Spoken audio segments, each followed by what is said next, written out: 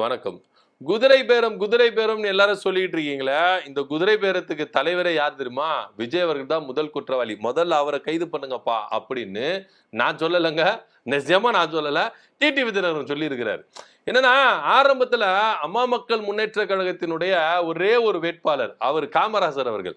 அவரை ஃபர்ஸ்ட் குதிரை பேரத்துல ஈடுபட்டது தாவேக்காவ தான். முதல்ல அதுக்கான எவிடன்ஸ் எல்லாத்தையும் நான் கொடுத்தேன். இத்தனைக்கும் போலீஸ் ஸ்டேஷன் போய் கம்ப்ளைண்ட் கொடுத்தேன்.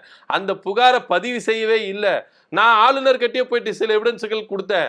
ஆனா அதுவும் சரியா எடுத்துக்கொள்ளப்படல. ஃபர்ஸ்ட் இதை விசாரிங்க அப்படின்னு சொல்லிட்டு முன்னாடி எகிரி அடித்து இருக்கிறாரு டிடிவி தினகரன் அவர்கள். ஆக்சுவலா இப்ப இந்த குதிரை பேரம் அப்படின்ற ஒரு சொல்லாடல் அப்படின்றது ரொம்பவே பரவிட்டு இருக்கு.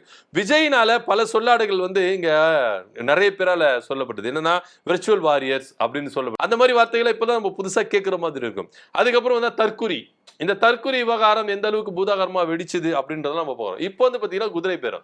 இந்த குதிரை பேரம் ஒரு சிலர் குதிரை பேரன்றாங்க, கழுத பேரன்றாங்க, மாடு பேரன்றாங்க, ஒட்டக பேரன்றாங்க, ஏகப்பட்ட பேரம் அப்படின்னு சொல்றாங்க. ஆக மொத்தம் ஏதோ ஒரு பேரம் நடந்திருக்குது, அவ்வளவுதான். அது எந்த பேரம் அப்படின்றது கொஞ்சம் வெளிப்படையா சொல்லிடுங்கப்பா. மக்களுக்கு எல்லாம் ஒரே தலை பிச்சுக்கிற மாதிரி இருக்குது அப்படின்னு தான் சொல்லணும். ஃபர்ஸ்ட் இந்த குதிரை பேரம்னா என்ன அப்படின்னு ஒரு கேள்வி இருக்குல்ல. அதாவது ஆளும் தரப்பினர் மத்த எம்எல்ஏக்களை வாங்குறது, எதிர் தரப்பினர் மத்த எம்எல்ஏக்களை ரேட்டு கொடுத்து வாங்குறது. இப்ப உதாரணத்துக்கு சொல்லணும்னா, நம்ம ஜெயலலிதா அம்மா இறந்த பிறகு இங்க பல சூழ்நிலைகள் மாறுற மாதிரி இருந்தது. அப்ப எல்லாரையும் கொண்டு போய் என்ன பண்ணாங்க, கூவத்தூர் ரெசார்ட்ல என்ன பண்ணாங்க, அடைச்சாங்க. ஏன்னா மத்த எம்எல்ஏக்களை யாருன்னா வாங்கிடக்கூடாதுல ரேட்டுக்கு அப்படின்னு சொல்லிட்டு பேசப்பட்டது. சோ இதனால எம்எல்ஏக்களை காசு கொடுத்து தங்க பக்கம் இழுத்துக்கிறது தான் இது குதிரை பேரம் அப்படின்னு அரசியல்ல சொல்லிக்கிறாங்கப்பா. இது உண்மையான இதுவா விஷயம்ன்றது அப்படின்னு நம்மளுக்கு தெரியல. சோ அரசியல்ல இது ஒரு கருத்தா இருக்கு. எம்எல்ஏக்களை ரேட்டு கொடுத்து வாங்குறது தான் குதிரை பேரம் அப்படின்னு சொல்றாங்க.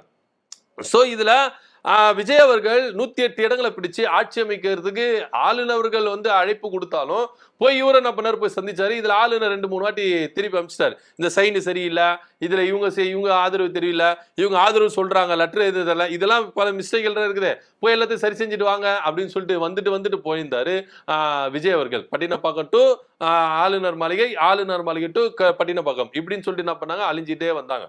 சோ இதனிடையில கடைசியா யாராருதான்ப்பா கொடுக்குறாங்க அவங்களுக்கு ஆதரவு அப்படின்னும் பொழுது அம்மா மக்கள் முன்னேற்ற கழகம் கொடுக்குது அப்படின்னு சொல்லிட்டு ஒரு லெட்டர் ஒன்னு அட்டாச் பண்ணி கொடுத்தாங்க. ஆனா லெட்டர்லாம் கொடுத்துட்டாங்க. வெளியில அம்மா மக்கள் முன்னேற்ற கழகத்தினுடைய எம்எல்ஏ காமராசர் என்ன சொன்னார்னா, ஐயா சாமி, இது எங்களை கூப்பிட்டு வச்சு மிரட்டினாங்க, குதிரை பேரம் நடந்தாங்க, ரேட்டு பேசுனாங்க, நான் கையெழுத்துல போடல, அது என் கையெழுத்தே கிடையாது அப்படின்னு அவர் ஒரு ஸ்டேட்மெண்ட் கொடுக்குறாரு. சோ இது குறித்து காவல் நிலையத்துல புகார் கொடுத்து கூட சரிவர இது விசாரணை எடுக்கல அப்படின்னு சொல்லப்படுது டிடிவி தினகரன் தரப்புல இருந்து. சோ இதெல்லாம் இப்படி இருக்கும் பொழுது வைகோ அவர்கள் திடீர்னு ஒரு பேச்சு வைரல் ஆகுது. என்னன்னா, விஜய் அவர்களே டைரக்டா திமுக கூட்டணியிலிருந்து நீங்க விலகுங்க, உங்க எம்எல்ஏக்கள் 2 பேரும் ராஜினாமா பண்ண வைங்க, ஜெயிக்க வைக்கிறது என் பொறுப்பு, நான் உங்களுக்கு உத்தரவு தரேன், நானே ஜெயிக்க வைக்கிறேன் அப்படின்னு ஒரு ஸ்டேட்மெண்ட் விஜய் அவர்களே டைரக்டா வைகோ அவர்கள் கிட்ட சொன்னதாகவும் வைகோ அவர்கள் ஓப்பனா போட்டு உடைச்சார். இது ரொம்ப பேசும் பொருளா ஆயிடுச்சு. அது அப்போனா ஒரு முதலமைச்சரே இந்த மாதிரி செயல்களை செய்ய சொல்றாருன்னா அப்ப குதிரை பேரத்துக்கு அவர் தானே முதல் காரணம், இதுவும் ஒரு வகையில குதிரை பேரம் தானே அப்படின்னு சொல்லிட்டு எல்லாரும் என்ன பண்ணாங்கன்னா கருத்துக்களை முன் வச்சுட்டே இருந்தாங்க. டிடிவி தினகரன் ஸ்பெசிபிக்கா ஏன் வைக்கிறாரு அப்படின்னு பாத்தீங்கன்னா, அவருக்கு இருக்கிறது ஒண்ணு கண்ணு தான். சோ அந்த எம்எல்ஏக்களும் தாங்கிட்ட இருந்து பறிச்சுக்கிறாங்க அப்படின்னு பேசப்பட்டது. அது மாத்திரம் இல்லாம பல வீடியோ ஆதாரங்கள் கொடுத்தாங்க. இப்ப தாவேக்கா தரப்புல இருந்து வீடியோ ஆதாரங்கள் கொடுத்தாங்க. ஏன்னா தாவேக்கா தரப்புல இருந்து காமராசர் என்ன பண்றாரு, ஆதரவு அப்படின்ற ஒரு வீடியோ இது பண்றது, சைன் போடுறது, எல்லா விஷயத்தையும் என்ன பண்ணாங்க, தாவேக்காவினரும் அந்த விஷயத்த என்ன பண்ணாங்க, முன் வச்சாங்க. அதுக்கப்புறம் ஸ்ட்ரெயிட்டா அதுக்கப்புறம் என்ன பண்றாரு, செய்தியாளர் சந்திப்புல நான் அது மாதிரி கொடுக்கவே இல்லை, அது என் கையெழுத்தே இல்லை அப்படின்னு மறுத்தாரு. சோ போலீஸ் ஸ்டேஷன்ல போய் கம்ப்ளைண்ட் கொடுத்தாங்க. எல்லா விவகாரம் நடந்துச்சு. ஆனா இத பத்தி யாருன்னா விசாரணை மேற்கொண்டாங்களா அப்படின்னா அது செய்யவே இல்லை அப்படின்றாரு. இன்னைக்கு ஒரு பூதாகரமான செயல் போயிட்டு இருக்கு. திருநாவுக்கரசு இருக்காரு, யூடியூபர் திருநாவுக்கரசு, அவர் குதிரை பேரம் நடத்தினாரு அப்படின்னு சொல்லிட்டு அவர் மேல அரெஸ்ட் பண்ணி விசாரணை மேற்கொண்டிருக்காங்க. இதுல திமுகவுக்கு பங்கு இருக்குது அப்படின்ற ஒரு குற்றச்சாட்டை முன்வைக்கிறாங்களே கண்டி இதுல உண்மைத்தன்மை இல்லை அப்படின்றது காவல்துறை விசாரணையில வெளியே வரல. ஆனா இங்க எல்லாரும் கேள்வி கேட்கறது என்ன அப்படின்னா, டிடிவி தினகரன் ஒரு குதிரை பேரம் நடந்ததுன்னு சொல்லிட்டு எவிடன்ஸோட ஒரு காவல் நிலையத்தில் அவர் என்ன பண்றாரு, புகார் அளிக்கிறார். ஆனா அந்த புகாரை பதிவு செய்யவே இல்லை.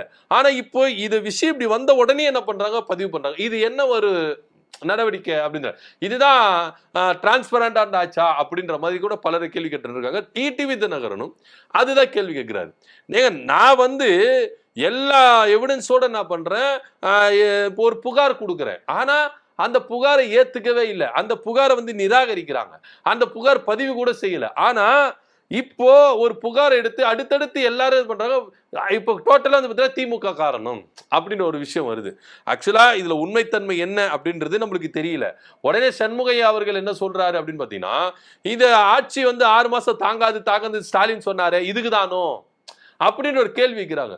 ஐயா, முதல்ல விசாரணை உண்மைத்தன்மை என்னன்னு வரட்டும். இதுல யாருக்கு சம்பந்தம் இருக்குது அப்படின்னு சொல்லிட்டு உண்மையான விசாரணை தன்மை வெளியே வந்துட்ட பிறகுதான் இதுக்கான கருத்துக்கள் நம்ம சொல்ல முடியும். எடுத்தோன்னே இதுக்கு கருத்துக்கள் சொல்லிட முடியுமா அப்படின்ற கேள்வி இருக்குல்ல. சோ இந்த விவகாரம் எல்லாமே தான் இன்னைக்கு வந்து பாத்தீங்கன்னா பூதாகரமா கிளம்பிட்டு இருக்கு. இன்னைக்கு டிடிவி தினகரன் அவர்கள் சொல்ற தரப்புலையும் நியாயம் இருக்குது. ஏன்னா குதிரை பேரம் நடந்தது அப்படின்னு சொல்லிட்டு எல்லாருமே சொல்லிக்கிட்டு இருக்காங்க.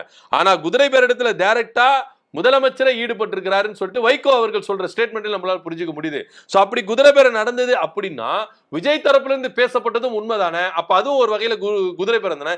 ஏன் அவர் மேல வழக்கு போடல, ஏன் அவரை கைது பண்ணல அப்படின்ற கேள்வி டிடிவி தினகரன் முன்வைக்கிறாரு.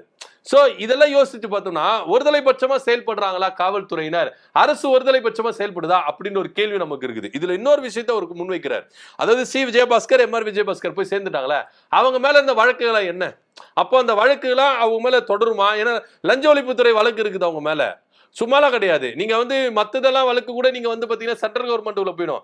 ஸ்டேட் கவர்மெண்ட் என்ன பண்ணிருக்கு, லஞ்ச ஒழிப்புத்துறை வழக்கு போட்டு இருக்கு. சோ இந்த வழக்குடைய உண்மைத்தன்மை என்ன இருக்கும், இதுல வந்து எந்த அளவுக்கு வந்து டிரான்ஸ்பரண்டான விசாரணை நடக்கும் அப்படின்னு ஒரு கேள்வி இருக்குல்ல. இப்போ லஞ்ச ஒழிப்புத்துறை தமிழ்நாடு அரசு கண்ட்ரோல் இருக்கிறதுனால அவங்களுக்கு ஆதரவா செயல்படுறதுக்கான வாய்ப்புகள் இருக்குன்ற சந்தேகம் நம்மளுக்கு வரல. ஏன்னா அவங்க உங்க கட்சிக்குள்ள வந்துட்டாங்க. ஏன்னா அவங்க மேல நீங்க நடவடிக்கை எடுத்தீங்கன்னா கட்சிக்கு தான் கெட்ட பேரு. சோ இப்படியெல்லாம் இருக்கும் பொழுது லஞ்ச ஒழிப்புத்துறை இங்க டிரான்ஸ்பரண்டா நீ விசாரணை நடத்துமா அப்படின்னு கேள்வி இருக்கு. சோ அவங்க மேல போடப்பட்ட வழக்குகளை என்ன ஆகுது. சோ இது எல்லாத்தையுமே விளக்க கொடுக்கிற இடத்துல தாவேகாவினர் இருக்கிறாங்க.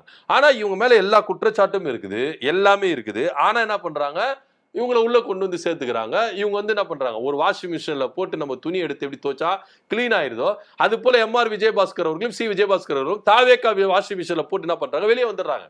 அவங்க ஊழல் செய்யலப்பா, அவங்க நல்லவங்கப்பா. இதே தாவேகாவினர் ஒவ்வொரு வேட்பாளர்களை எதிர்த்து நிற்கும் போது அதிமுகவை எந்த அளவுக்கு கடுமையா விமர்சிச்சாங்க அப்படின்னு ஒரு கேள்வி இருக்குல்ல. ஏங்க முஸ்தபா அவர்கள் பேசுற பேச்செல்லாம் இருக்குதுங்க, இன்னமும் இருக்குது.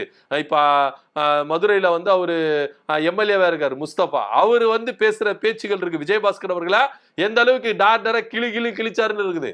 சோ இப்ப எல்லாமே அவங்களாம் வந்து அக்செப்ட் பண்ணிப்பாங்களா? சோ அந்த அவர் மேல எந்த பழியும் இல்லை, அவர் வந்து தூய்மையானவர் அப்படின்னு ஏத்துக்க முடியுமா? சோ இது எல்லா டிஃபிகல்ட்டும் இருக்குது. சோ டிடிவி தினகரன் அவர்கள் கேட்கிற கேள்விகள் எல்லாமே ஒவ்வொன்றும் நியாயமான கேள்விகளா இருக்கு. சோ இதுக்கெல்லாம் என்ன பதில்? அப்ப நீங்க ஒருதலை பட்சமா தானே செயல்படுறீங்க அப்படின்னு கேள்வி இருக்குல்ல. சோ இது எல்லாத்துக்குமே விளக்கம் கொடுக்குற இடத்துல தமிழ்நாடு அரசும் இருக்கு, தாவேகாவும் இருக்குது அப்படின்றதுல எந்த மாற்று கருத்து இல்ல. ஏன்னா நீங்க டிடிவி தினகரன் கொடுத்த அந்த புகாரை பதிவு செய்யாம விசாரணை நடத்தவே இல்லை. ஆனா இங்க ஒரு புகார் வருது, உடனே நடவடிக்கை எடுக்கிறீங்க, கைது நடவடிக்கை எடுக்கிறீங்க, எல்லாமே விசாரணை நடக்குது.